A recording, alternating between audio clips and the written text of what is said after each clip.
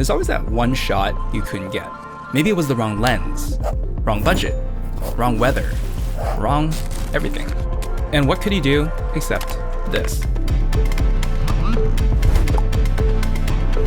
AI is a new way to ask.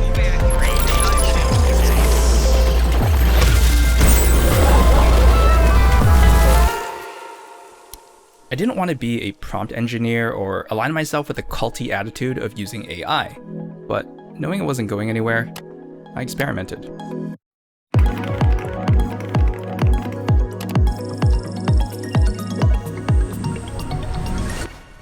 Holy shooting the ideas in my head sometimes felt impossible, but I stopped making excuses after giving it a try. Even though I hate prompting or relying on AI too much, I want to share the 5 tips that convinced me I didn't have to sacrifice my creativity to use it in my workflow. When I see people generate entire scenes from just a few words, I'll be honest, it looks like magic. So why does it feel like torture every time I try it? What do you mean changing one word gives me a completely different result? What keywords am I even supposed to use? What's a JSON prompt? I hated it. This isn't the creative process I fell in love with, and for a while, I just accepted that AI wasn't for me. But I was editing a video about my biggest mistakes as an editor, and I wanted a shot of my eyes closed, soaked in rain. Considering how tough it would be to light myself in a cramped bathtub and even wait until it rained, I decided to give AI another shot. But I tried a different approach. Instead of forcing myself to learn a skill I never wanted, I decided to change something I already had, my own footage. What if I started with this shot, which never made it in the cut, but it had the framing I wanted for the rain idea, because it was originally for looking like I was editing, but let's just repurpose it by generating a frame where my eyes are closed. And I know what you're thinking, but I'm apparently a fast blinker, so I couldn't find a single clean frame of it. Then, let's drench me in rain. And finally, we'll change the image to video and add some flashing lights to look like lightning. And just like that, the shot I was ready to throw away ended up bringing a new idea to life. And because I used real footage I shot, the result looks way more convincing than building from nothing. When placed next to other footage I shot, it felt less like torture and more like I was actually editing. After seeing what it could do, I wanted to push it further. How much of my workflow could AI actually take over? I tried generating footage in specific styles like CRT glitches, camcorder effects, or film burns for a nostalgic sequence. And every single time, it looked like this. The torture begins again. I knew that this couldn't be the way to do it. Wait, why couldn't I just do what I've always been doing? Using AI might make things easier, but it doesn't mean I have to replace my entire process with it. I can still composite assets on top to add a sense of realism, and it still lets me be in control with how I want it to look. That's why I'm excited that Happy Editing is sponsoring this video. If you've been watching my channel for a while, you'll know how much I like using their texture packs and transitions. If I want something to feel like a raw camcorder shot, I am not trusting AI to get the noise size, marring, or artifacts right.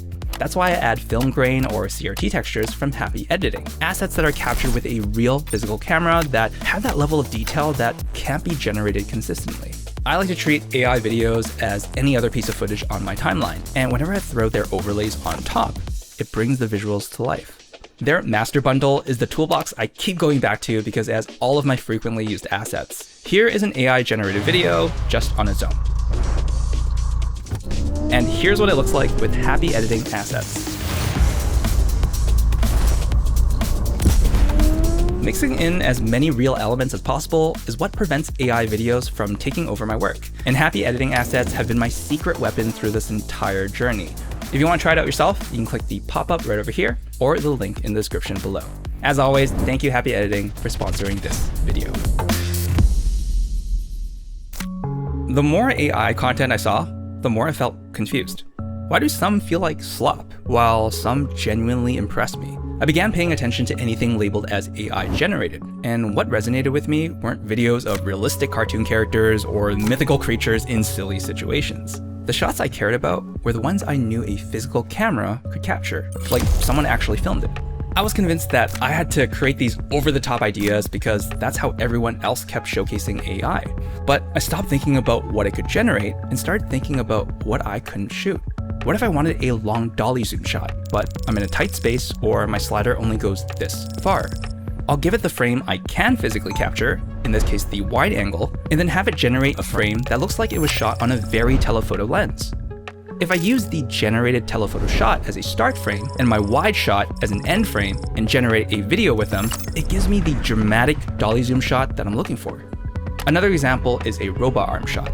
Using a real camera and lens to capture a start and end frame saves me tens of thousands of dollars with a click of a button.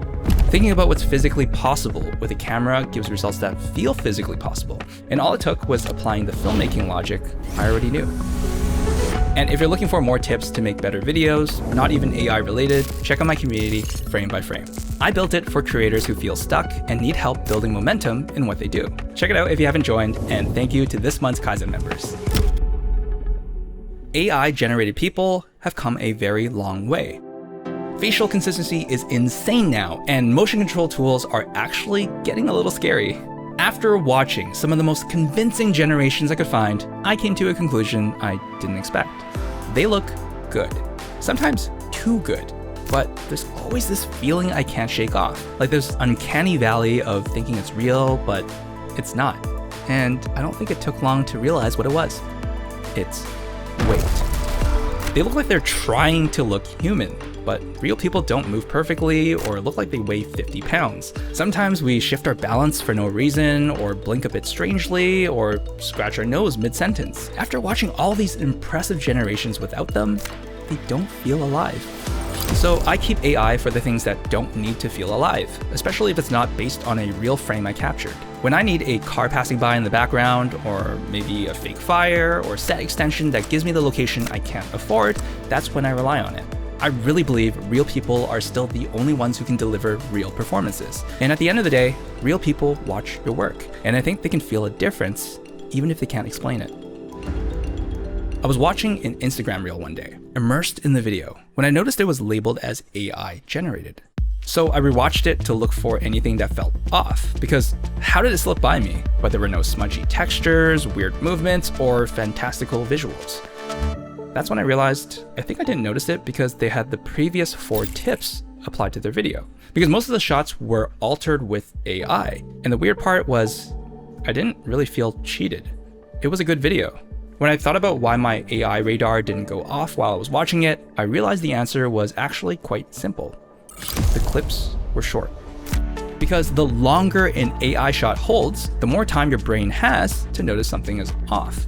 You ever watch those long one-shots and you wonder when the cut happens? When a shot's holding for a little too long, my brain starts to get a little suspicious of it. It solidified my belief that AI really should be part of the process instead of the whole thing, especially as a filmmaker. When used briefly in between real shots, it can disappear into your edit and serve the story. I don't think I'll ever make a fully AI-generated film because that's just not the kind of creator I am or want to be. But when I'm using it to enhance what I'm already making, that's when it feels like I'm never compromising my creativity.